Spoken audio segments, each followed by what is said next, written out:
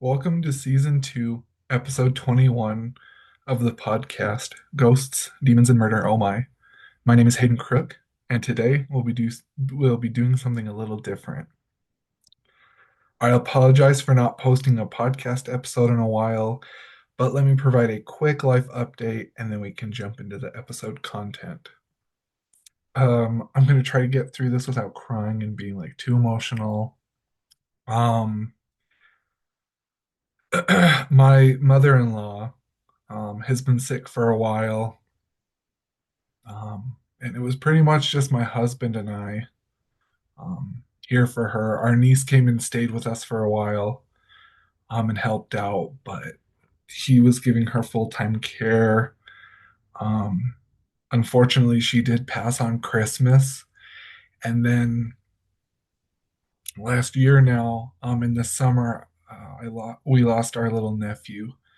So I've been navigating like grief, loss, all that stuff. So, yeah, things have been kind of rough. Things are getting better, but it's all kind of new to me still, and I'm just kind of taking it day by day. Um, I didn't have the energy, um, didn't have like the space to record, didn't really have the motivation. So, yeah, that's the main reason I haven't uploaded in a while. I looked today and it's been shoot, maybe 2 months now almost. So, yeah, that's just kind of what's been going on with that. Just a lot of loss and grief and navigating all that. And it's not fun.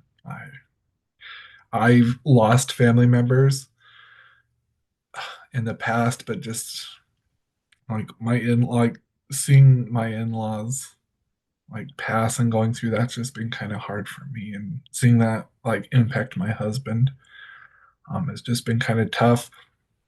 Other stuff, I've been busy with college. I'm pursuing a degree in social work. I should have my associates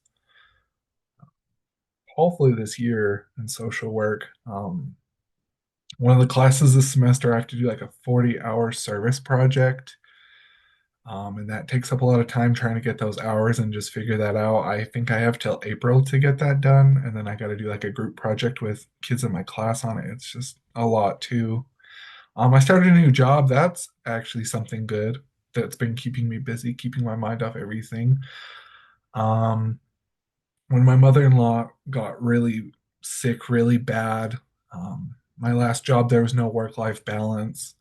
Um, the director played favorites. It was hard to find coverage. So I quit. And then about a month ago, I took a part-time barista job at a coffee shop where I live, and that's been fun. Today's like the second official day that we're opening. Like all of January was just training, training, practice, practice, and I was so busy with that in college and grief that I didn't have time. So that was part of it too. But I like it. It's something different. It's totally out of my comfort zone. I think I mentioned I went to culinary school like 6 years ago. I don't even know. Time is a weird concept, but yeah, I got out of food service, like culinary. I didn't like how competitive, but and like this is fast paced, but like it's like a fun, good fast paced. So yeah. And then just the political climate and everything happening right now, that's been really messing with me. I'm not going to get into that. I'm not going to get political, but I things are crazy. I think things are rough for everybody. But enough about me today. I'd like to share a snippet from a horror story I'm currently writing. I hope you enjoy it. I know it's something different. Um, One of my friends recommended it, maybe that I could do this, and I was like, I don't have anything written. I just so I'm gonna try this out. I'm gonna try and do different voices without making it sound weird or cheesy. So just bear with me. I hope you enjoy it. Um, this is my baby. This is my project kind of just to keep my mind in my free time, in my free time. So, hope you enjoy it. Dead Man by Hayden Crook. Chapter 1, Monday. Heidi Hawthorne told me about this bitchin' new game that her boyfriend Michael and his buddies played last weekend. It's called Dead Man. Someone chooses to be the victim and lays in the middle of the room while holding a legit human skull. Candles are placed around the person and then lit. Then everyone else sits in a circle around the victim while chanting, Dead Man, come alive. Come alive on the count of five. Apparently, the spirit of the dead person possesses the body of the pretend victim until the candles are all blown out to end the ritual. Sounds bogus to me, Mallory. It is 100% Legit, Tina. I swear. I'll be the judge of that. Let's play this Friday night. My parents will be on their monthly date night, and my whiny brother will be fast asleep by then. Ask Heidi to get this goal for you. Heidi and I aren't that close of friends, though. Don't be chicken shit. Obviously, she felt like you were good enough friends to gab your ear off about the whole thing. All right, but don't say I never did anything for you. Love you, bitch. I'm psyched for Friday night. See you at school tomorrow. Mwah. Tina Miller slammed the sleek white phone down on its receiver. Today was Monday, so she had 4 days to prepare for her girls' night party. Her friend group consisted of her best friend Mallory Wright, Jessica Cunningham, Tabitha Hughes, and Ruth Campbell. Jessica was similar to Tina. Tabitha was more artsy and into the music scene, and Ruth was an unlikely friend as she was faithfully religious. But hey, they made it work. She picked up the phone and dialed Jessica's number. Jessica answered on the fourth ring. About fucking time you pick up. Bite me. What's the special occasion? We're going to play a bitchy new game on Friday night at my house. It's called Dead Man. Sounds gnarly, but you better not invite Ruth. She will be such a buzzkill. Probably sit in the corner cradling her crucifix necklace the whole night. Tina laughed. My lips are sealed. We'll talk more tomorrow at school. I have to call the others. Love you, bitch. Well, Tina ended the call and then immediately dialed Tabitha's number. Her mom answered. Hey, Mrs. Hughes, this is Tina Miller. Could I speak with Tabitha? Sure thing, sweetie. Let me grab her real quick. Silence. What is it, Tina? I was in the middle of listening to the new Smiths record. Well, good evening to you too.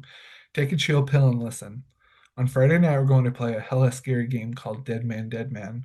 Occult activity, you know I am down, but you have to be careful when delving into this type of stuff. It isn't to be taken lightly. Okay, Bill Nye, we won't do anything too extreme. Talk to you about this more tomorrow at school. Love you, bitch. Mwah. Tina had promised to not invite Ruth over, but deep down in her ink black soul, she would feel somewhat bad if she didn't at least extend the invitation. She dialed Ruth's number, and unfortunately, her father answered the phone. Evening, Mr. Campbell. This is Tina Miller. Can I talk to Ruth? Thought I recognized your voice. No, Tina, you cannot speak to my daughter. We don't want you polluting our daughter's mind with your satanic ideologies or damning her to hell by partaking in your consumption of the devil's lettuce. Have a nice evening and may God have mercy on your soul.